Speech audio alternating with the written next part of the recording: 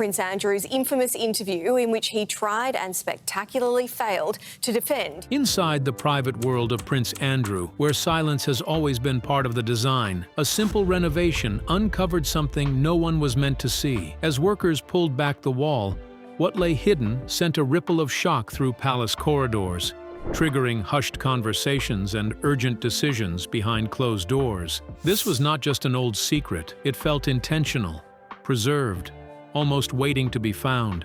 But was it evidence of a past mistake or something far more calculated? And do you think Andrew has a lot to hide? Share your thoughts in the comments. Let's dive in. The secret room that shouldn't exist. Winter had settled heavily over the Swiss Alps in February 2023. Wrapping the quiet village of Verbier in a silence that felt almost unreal. Snow softened every sound, turning the landscape into something like a painting too perfect to disturb. Among the grand chalets owned by the world's wealthiest figures, one residence stood apart. It wasn't just wealth that defined it. It was the Whispers. That property belonged to Prince Andrew, a figure long under scrutiny. Valued at around 13 million, the villa had served as his retreat, far from media attention and royal tension. But something had changed. For over a year, the house had remained untouched, silent, as though deliberately abandoned. In a place like Verbier, that kind of silence never goes unnoticed. Marie-Claire Dubois had managed properties like this for years. Wealth, secrecy, and unusual requests were nothing new. When she arrived that morning, her task seemed simple: walk through the estate, check for damage, document everything, and leave. But the moment she stepped inside, she felt it. The cold air clung to her as she moved deeper inside. The villa stretched across 6 floors, each one a display of luxury. Marble floors gleamed beneath Persian rugs. Chandeliers from Venice hung silently above, untouched for months. Paintings lined the walls, some bearing signatures that would make collectors pause. Everything was expensive, everything was curated, yet none of it explained the feeling growing inside her. Then she saw it. At the end of a corridor she had never been assigned to clean stood a door. Plain, almost forgettable, but something about it felt wrong. The lock alone told a different story, far more advanced than anything protecting the rest of the villa. It wasn't just security, it was concealment. Dubois had studied the building's layout many times. She knew every corridor and room, but this door wasn't supposed to be there. According to official plans, that section of the floor simply did not exist. Her instincts kicked in. This was no longer curiosity, it was protocol. She contacted the Duke's legal team in London. Their response was immediate, instructing her to leave the area alone, claiming the room held private belongings and personal letters. But Dubois knew the difference between privacy and secrecy. This felt like something being hidden. Within 3 days, everything changed. Swiss authorities arrived without warning, accompanied by legal representatives and a specialist locksmith. Their focus was clear: the door. When the lock finally gave way, the door opened not like something forgotten, but like something sealed on purpose. Inside was a room that should not exist, windowless, controlled, preserved. The air carried the scent of aged leather and paper, carefully maintained over time. This was not storage. This was curation. Documents were arranged with precision. Objects sat untouched but significant. Every inch of the room suggested intention, as though someone had been building a collection never meant to be found. And in that moment, the quiet of the Alps shattered. Because whatever was hidden behind that door wasn't just personal. It was powerful enough to send shockwaves far beyond the mountains, reaching into the very core of the royal institution itself. But if that room was only the beginning, then what else was buried deeper, waiting in silence? Let's uncover the secrets that have been hidden behind walls that no one knew existed. The archive that could shake the palace. The moment the hidden door gave way, the atmosphere changed instantly. Cold, still, and untouched, as though time itself had been pushed back. It wasn't just a hidden room. It felt like something deliberately sealed away, built to remain unseen and unanswered. What lay inside wasn't accidental. It looked planned, preserved, and protected for a reason. Inside, the room was arranged with striking precision. 7 tall filing cabinets stood perfectly aligned, their placement too careful to be random. There was no dust, no sign of neglect. Everything appeared maintained, almost as if someone expected this day to come. When the drawers were opened, they moved smoothly, without resistance, like they had been accessed before, just never by the wrong people. What investigators found inside those cabinets went far beyond expectations. Decades of records were stored there, over 30 years of carefully preserved information, hidden so effectively that even official building plans ignored the room's existence. At first glance, some documents appeared ordinary. Financial summaries, transaction records, and routine paperwork seemed harmless. But as investigators dug deeper, patterns began to emerge. Money had been moved through complex offshore channels, passing through regions known for secrecy and limited oversight. These were places where financial trails often disappeared. This was not random. It was deliberate. Then came the letters. Stacks of emails, notes, and written correspondence were organized with precision. Certain names appeared repeatedly. Names tied to power, influence, and controversy. These were not casual contacts. They were individuals connected to global dealings, legal concerns, and discreet negotiations. The environment these records revealed suggested access to networks operating beyond standard oversight. Each file added another piece to the puzzle. Dates, locations, and brief notes written in the margins painted a broader picture. Some handwriting even raised questions about authorship, leaving investigators uncertain and the mystery unresolved. With every page turned, the weight of the discovery grew heavier. But the photographs changed everything. At first, they appeared ordinary. Group images, formal gatherings, and social events. Smiles, handshakes, familiar settings. Yet among them were images that stood out. Some were highly questionable, carefully stored rather than casually kept. The way they were organized suggested intention. These were not just memories. They appeared to be curated, preserved for a purpose beyond documentation. Then came the most significant discovery: connections to Jeffrey Epstein. Not speculation, not a rumor. Documented links, flight records, financial movements, and correspondence that didn't align with previously accepted explanations. The evidence suggested a relationship more complex than publicly acknowledged. It raised serious questions about the extent of interaction and the nature of those connections. For years, the explanation had been framed as a mistake or lapse in judgment. But in that room, surrounded by evidence, that explanation began to feel incomplete. And still, there was more. Other cabinets revealed a separate layer, one tied to international dealings, trade roles, and unofficial influence. Records pointed to interactions with powerful figures, including controversial leaders and sanctioned individuals. Alongside official duties, there appeared to be exchanges, quiet agreements, and arrangements that blurred the line between responsibility and personal interest. Dictators, oligarchs, individuals operating in restricted or sensitive spaces. The distinction between duty and benefit became increasingly unclear. What emerged was a system that felt intentional. This room wasn't just storage, it felt like protection, a carefully built archive designed to preserve information that could defend its owner or potentially expose others. Every document, every photograph, every note seemed to serve a purpose within a larger structure of control. The discovery demanded immediate action. Authorities handled everything with extreme caution, documenting each item carefully, ensuring nothing was missed. The weight of the situation required precision, not speed. Then came the call that shifted everything. The British Embassy was notified. What followed remains largely hidden, locked behind layers of diplomatic silence and national interest. But one truth could no longer be ignored. The discovery wasn't just a personal scandal. It threatened something much larger, something structural, something powerful enough to shake an entire institution.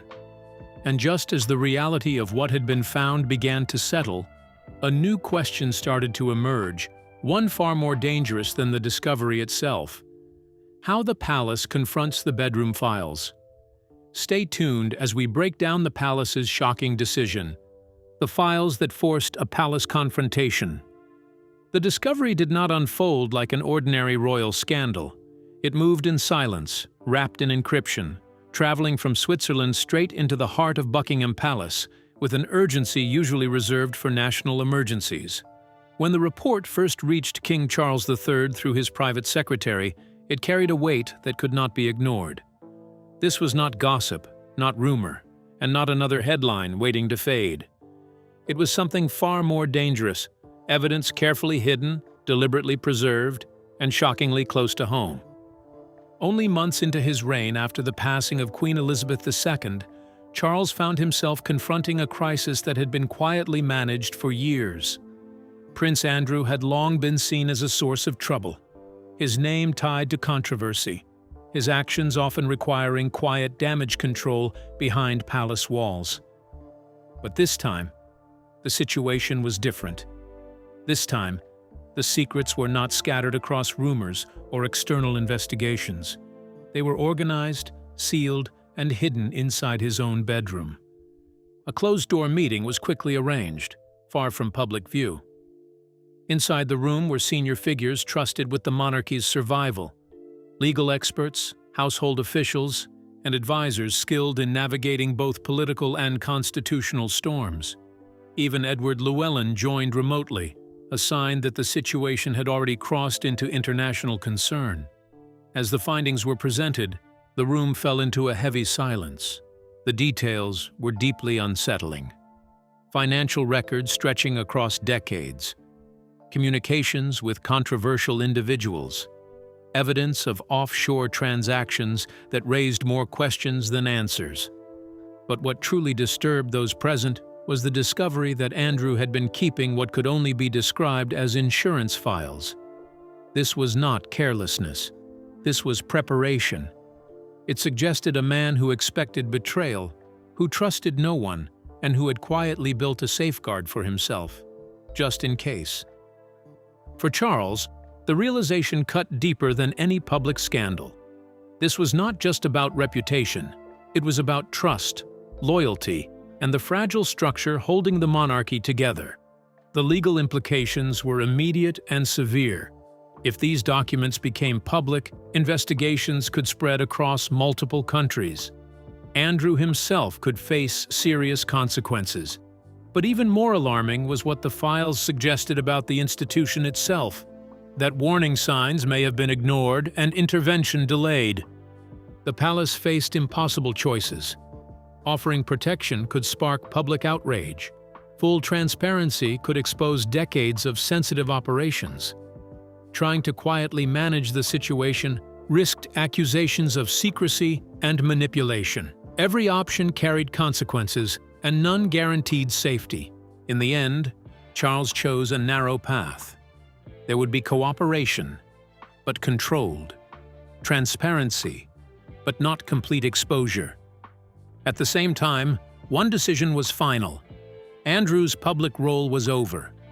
There would be no return, no redemption, no carefully staged comeback. But behind that decision, tensions inside the royal family began to rise. Prince William pushed for complete honesty, believing one painful truth was better than endless suspicion.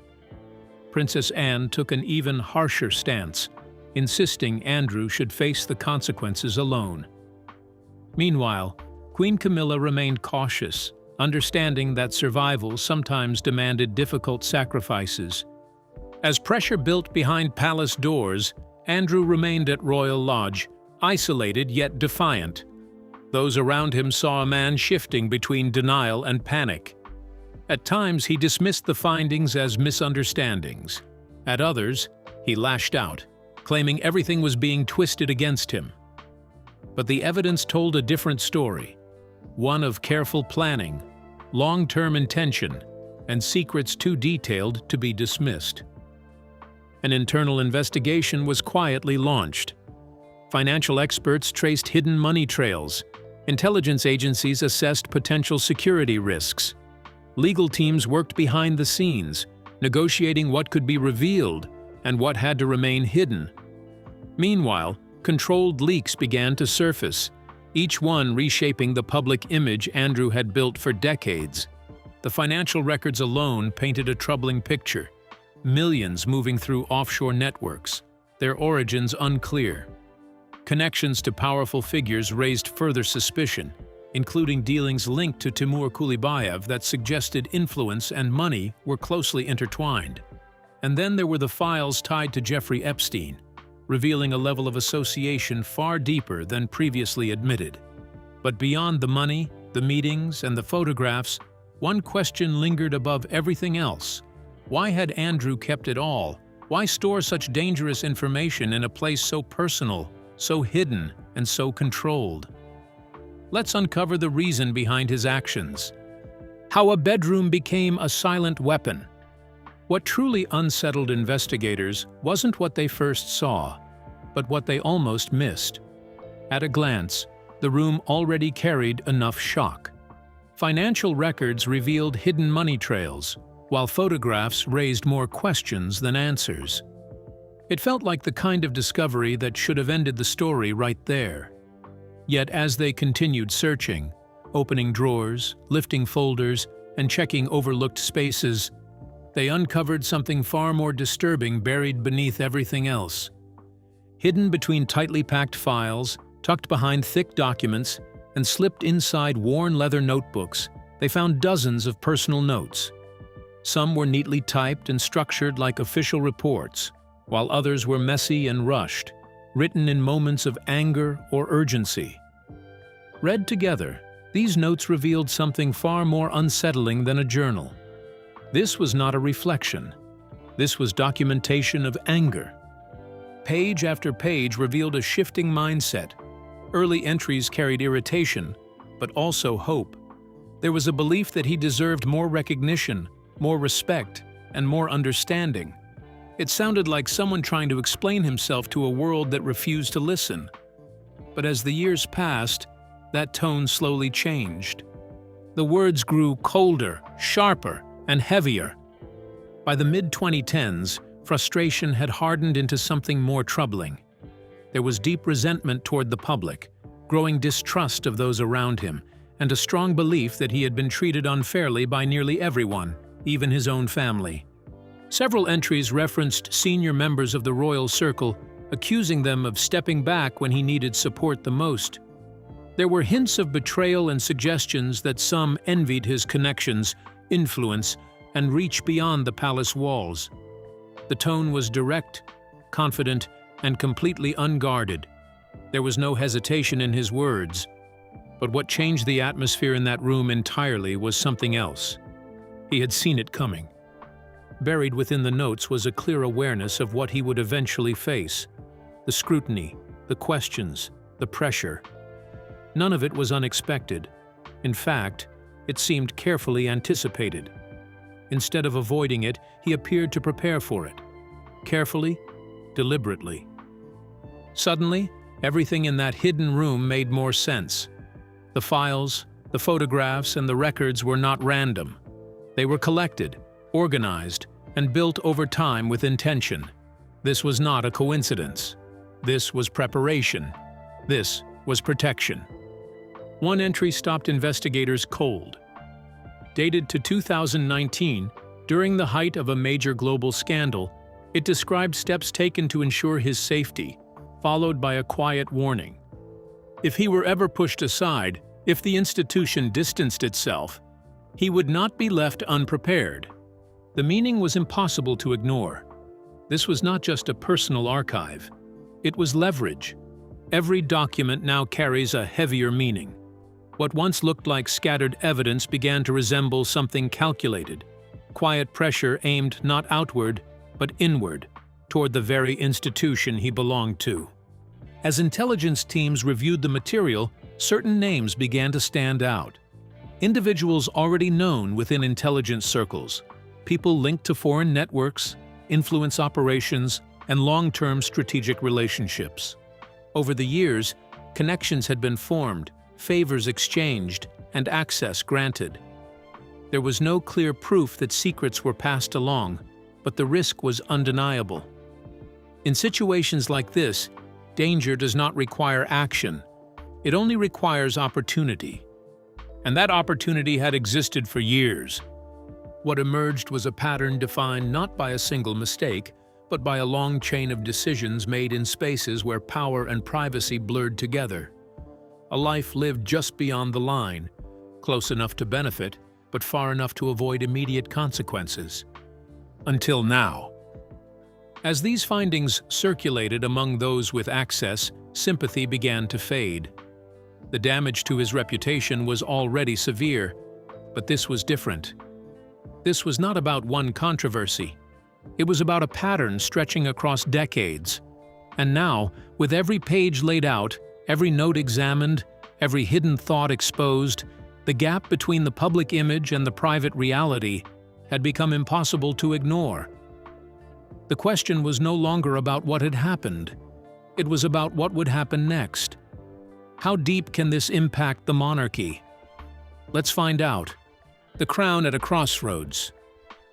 What if a single discovery, hidden away in silence, had the power to shake something as old and powerful as the British monarchy itself? The story of Prince Andrew is no longer just about one royal figure or one controversy. It has grown into something much larger, something that reaches into the very foundation of public trust in the crown.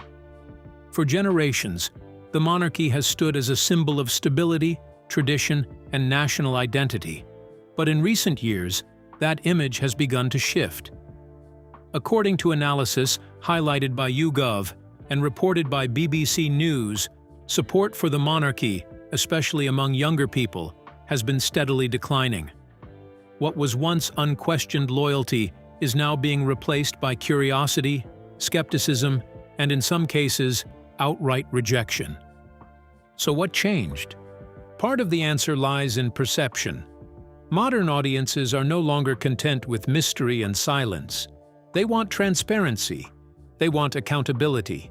And when a royal figure becomes linked to controversy, the silence that once protected the institution begins to look less like dignity and more like avoidance.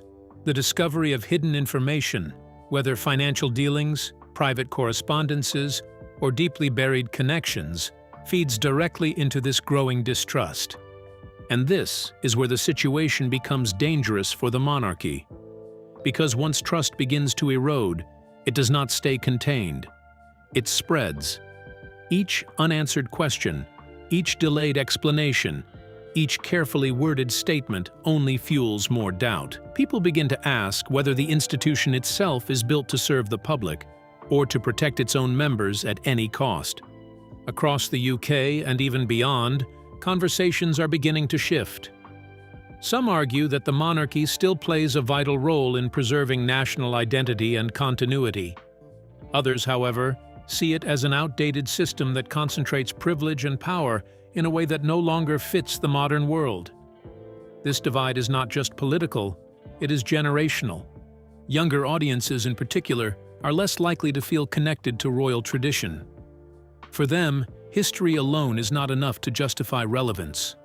They are asking harder questions, questioning accountability, and demanding clarity in ways previous generations may not have. And when moments like this arise, moments involving controversy and hidden details, they become turning points. Because every time a story like this emerges, it adds another layer to the same question. Can an institution built on secrecy survive in an age that demands transparency? At the center of it all stands the monarchy itself, now facing pressure not just from the outside world, but from within public opinion. The challenge is no longer just about managing scandals. It is about maintaining relevance in a world that is constantly evolving. And for many observers, the real concern is not what has already been revealed, but what might still be hidden. The conversation is no longer about one man or one moment. It has become about something far bigger, something that could shape the future of an entire institution. Because if trust continues to decline and public confidence weakens, the monarchy could find itself at a crossroads it cannot easily step away from. And just when you think the situation is already complex enough, another layer emerges. One that explains not only how these issues are handled, but why they were allowed to exist for so long in the first place. The hidden machinery that shields its secrets. Behind every headline about Prince Andrew lies a quieter, more unsettling question. How much of this could have been handled differently, or even prevented? Because if you look closely, the story is no longer just about one individual. It begins to reveal something far more complex, something operating in the shadows of tradition and authority, the system itself. For years, the British monarchy has relied on a delicate balance of discretion and control. It is an institution built not only on history, but on carefully managed perception. When issues arise, they are often handled behind closed doors to preserve stability. This approach is part of what many call the royal protection machine, a system designed to contain crises before they spiral out of control. But what happens when that system is tested again and again? In 2019, Andrew appeared on BBC Newsnight in a rare interview that would become one of the most defining moments in royal history. Instead of easing concerns, it intensified them. Questions that were already present became impossible to ignore. Soon after, the palace announced that Andrew would step back from public duties, as confirmed by BBC News reporting. On the surface, this appeared to be accountability, but many observers saw something different, a controlled response designed to limit damage while avoiding deeper exposure. The statement was measured, the decision was firm, yet the process behind it remained hidden from the public. And that is where the system raises questions. Crisis management within the royal family is not just about responding to events, it is about timing, language, and control. Statements are carefully crafted. Decisions follow private consultations. Above all, the aim is to protect the institution from instability. But when protection becomes the priority, does transparency suffer? This tension has shaped many royal moments over the years. Scandals are rarely addressed immediately or in full detail. Instead, they are contained, managed, and allowed to fade. It is a strategy that has worked in the past. But in today's world, where information spreads quickly and scrutiny is constant, that strategy is harder to sustain. Modern audiences are not passive. They question, compare, and investigate. They examine official statements against outside reports. When inconsistencies appear, trust begins to weaken. In Andrew's case, stepping back from royal duties did not erase the questions. It created a gap, a space where speculation could grow. And that gap reflects not just his actions, but the system that supported him for years. This is where concern deepens. If a system built to protect the monarchy can also conceal its weaknesses, how far does that protection extend? And when does protection turn into concealment? These are difficult questions, but they are becoming more urgent as expectations evolve. Inside the palace, decisions are measured and deliberate. Silence is intentional, but outside, the conversation is louder and more demanding. It focuses less on tradition and more on accountability. As more details emerge, the gap between perception and reality continues to widen. The monarchy, once seen as untouchable, is now being examined with increasing scrutiny. So what happens when the very system designed to preserve the crown begins to face questions about its role in protecting those within it? Because when you follow the pattern, one thing becomes clear. This is not just about one moment or one man. It is about a long-standing approach to crisis management that may finally be reaching its limit. Just when it seems the system is fully exposed, a deeper question emerges. What if the next layer reveals something even more shocking? Something that reshapes everything we know about control, loyalty, and silence? Because now, the public is no longer quiet. They've made a bold, unprecedented demand. What are they calling for? And why does it carry such explosive weight? Stay tuned. Public pressure mounts. The revelations did not remain locked inside that bedroom for long. Once investigators confirmed the depth of what they had uncovered, hidden offshore accounts, years of quiet financial activity, and a long trail of carefully preserved records, the shock quickly spilled beyond the palace walls.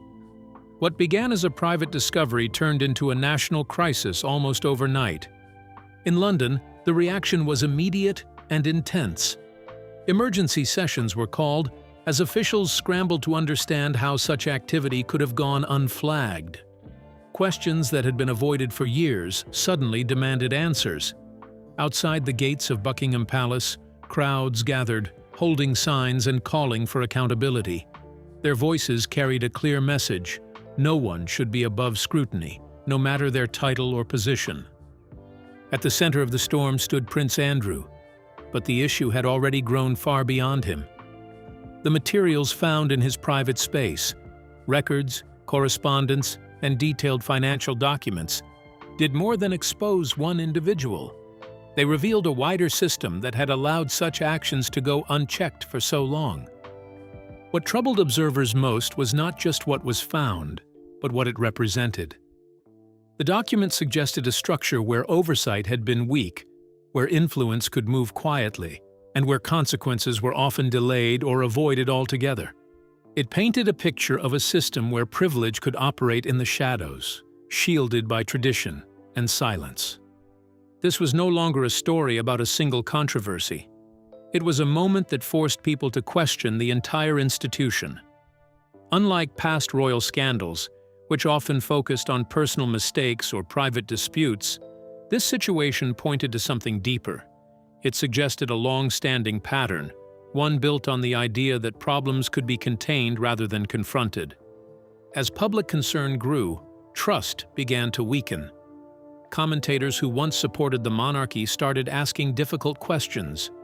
Younger generations, in particular, seemed less willing to accept tradition without transparency. Support shifted, and public opinion began to reflect growing doubt about whether the monarchy could remain unchanged in a modern world. Inside the palace, the atmosphere grew tense. Senior advisors began discussing reforms, including stricter financial oversight and changes to how the royal household operated. The old approach, quietly managing issues and moving on, was no longer effective. The expectations of the public had changed, and the institution was being forced to adapt. For King Charles III, the situation carried a heavy burden. The system he inherited was now under intense scrutiny, and the decisions he made would shape how the monarchy was viewed for years to come. At the same time, voices within the family pushed for change. Prince William argued that the future depended on honesty and openness, while others, like Queen Camilla, understood the delicate balance between survival and public trust. Eventually, the palace issued statements acknowledging the seriousness of the findings. Though carefully worded, the message was clear: things would not continue as they had before. Andrew's public role was effectively over, and his distance from official duties became permanent. But even as these decisions were made, a deeper realization began to take shape. The files had not just revealed one man's actions. They had exposed a system under strain, one that had allowed silence to stand in place of accountability for far too long. Amidst the growing tension, a decisive move was finally made, one that seemed to cool the outrage and shield the monarchy's fragile image. But what exactly did this action involve, and how far did it really go to contain the damage? Let's break down every step and uncover what was truly happening behind the scenes. The collapse of a royal legacy. By the summer, the chaos that began in Prince Andrew's bedroom had evolved into a slow but unstoppable collapse of his public life. What started as a shocking discovery behind a hidden wall soon grew into an international reckoning. The documents uncovered, financial records, correspondence, and concealed files, were no longer seen as simple scandal material, but as evidence pointing to deeper, long-standing issues. Within weeks, the consequences were swift and final. His public role was completely stripped away. Military appointments and royal patronages were removed. His Buckingham Palace office was shut down, and longtime staff were dismissed.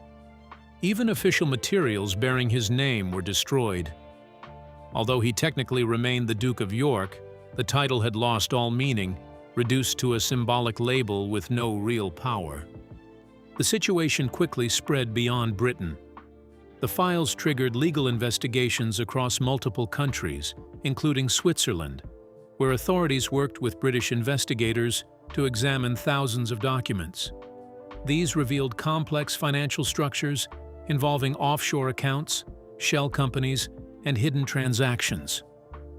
While legal representatives spoke cautiously, the implication was clear. A long-standing system appeared to have been built to avoid accountability. This discovery shook the royal family. The monarchy, long protected by silence and discretion, now faced intense scrutiny from the public and institutions alike. King Charles responded by calling for greater transparency, signaling a shift in how the monarchy would operate moving forward. New reforms followed, including stricter financial oversight, independent audits, and clearer separation between personal wealth and public duty. Public pressure continued to rise.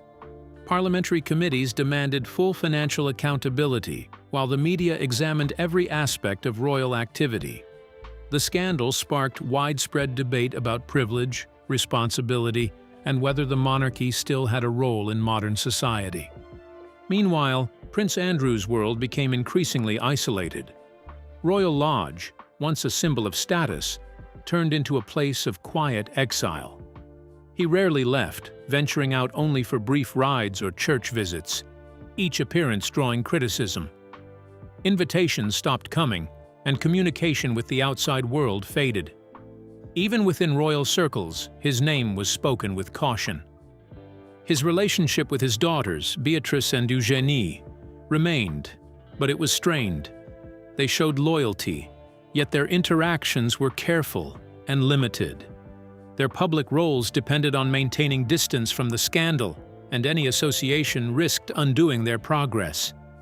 Love remained, but it was overshadowed by tension and the need for protection.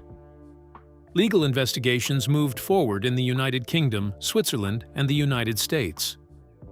Authorities examined whether the evidence could support formal charges. While Andrew's legal team did not admit wrongdoing, they also could not fully deny the patterns suggested in the documents. The impact extended far beyond the royal family. Internationally, the scandal fueled Republican movements in countries like Australia, Canada, and parts of the Caribbean, where critics pointed to it as evidence of the monarchy's weaknesses. Former officials questioned whether Andrew's past roles had blurred the line between public duty and personal benefit. In the United States, investigators reopened parts of the Epstein case, requesting access to correspondence, travel records, and related materials. The British government faced the challenge of cooperating while protecting sensitive national interests. Over time, public outrage gave way to quiet acceptance, but the damage remained. Andrew's reputation was irreparably broken. Many viewed him as a figure of lost privilege, living in the consequences of his actions. The monarchy survived, but not unchanged. Its image was damaged, and public trust weakened. King Charles reflected privately, recognizing that the scandal revealed not only his brother's failures, but also the monarchy's long-standing habit of protection through silence. That silence, once seen as strength, had allowed problems to grow unchecked. Now, change was no longer optional. It was necessary for survival. The hidden bedroom in Windsor, once just a private royal space, had become a powerful symbol. It stood as a reminder that no title, no matter how old or powerful, can shield its bearer from the truth forever. So what's your perspective on this discovery?